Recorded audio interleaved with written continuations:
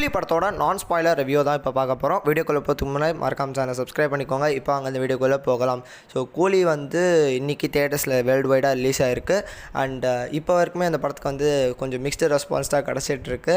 படத்தோட என்னோட ரிவ்யூன்னு கேட்டிங்கன்னா, ஃபர்ஸ்ட் ஆஃப் ஆல் பாசிட்டிவ்ஸ்லேருந்தே ஸ்டார்ட் பண்ணுவோம்.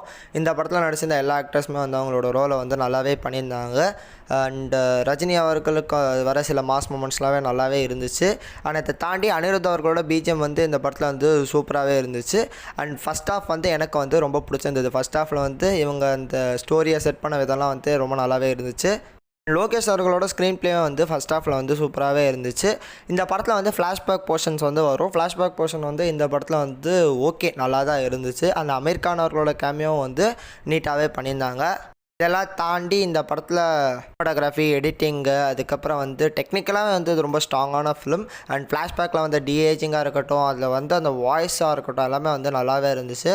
இந்த படம் வந்து நிறைய நெகட்டிவ்ஸுமே கொண்ட ஒரு திரைப்படம் தான். இந்த படத்தோட செகண்ட் ஹாஃப் வந்து ஒரு சில இடத்துல வந்து ஸ்க்ரீன் ப்ளே வந்து கொஞ்சம் குழப்பமாக தான் இருக்குது. அதெல்லாம் வந்து கொஞ்சம் நல்லா பண்ணியிருக்கலாம்.